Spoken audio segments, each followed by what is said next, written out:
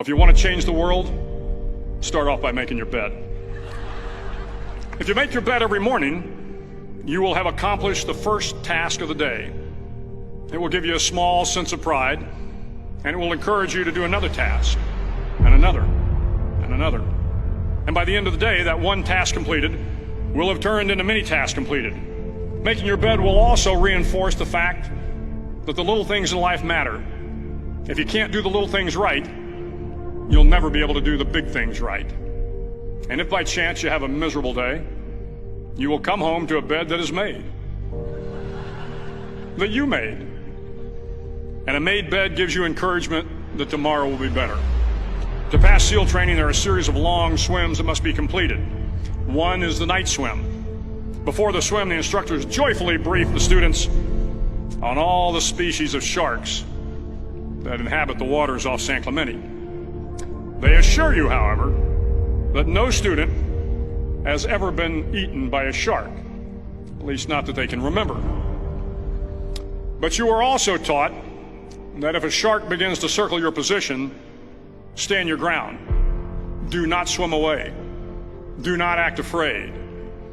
And if the shark, hungry for a midnight snack, darts towards you, then summons up all your strength and punch him in the snout, and he will turn and swim away.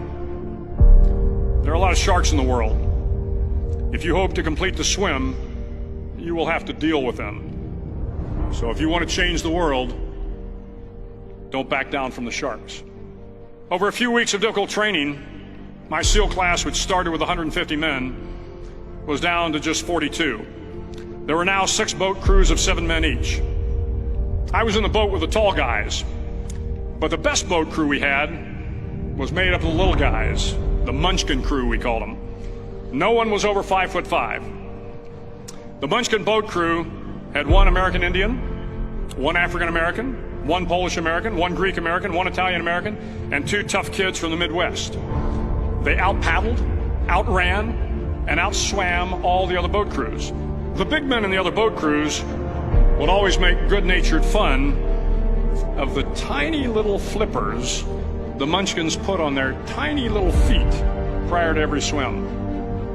But somehow these little guys from every corner of the nation and the world always had the last laugh, swimming faster than everyone and reaching the shore long before the rest of us.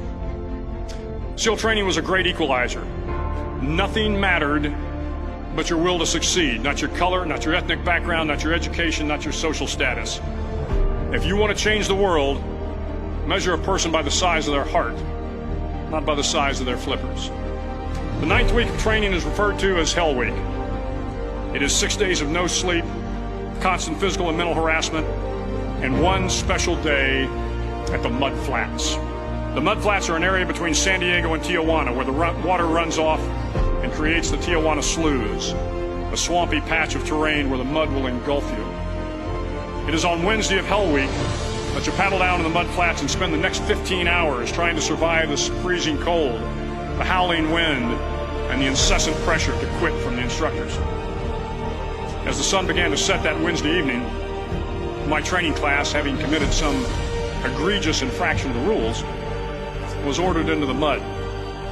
The mud consumed each man till there was nothing visible but our heads. The instructors told us we could leave the mud if only 5 men would quit. Only 5 men, just 5 men, and we could get out of the oppressive cold. Looking around the mud flat, it was apparent that some students were about to give up. It was still over 8 hours till the sun came up. 8 more hours of bone-chilling cold. The chattering teeth and the shivering moans of the trainees were so loud, it was hard to hear anything. And then one voice began to echo through the night. One voice raised in song. The song was terribly out of tune, but sung with great enthusiasm. One voice became 2, and 2 became 3, and before long, everyone in the class was singing. The instructors threatened us with more time in the mud if we kept up the singing, but the singing persisted, and somehow the mud seemed a little warmer, and the wind a little tamer, and the dawn not so far away.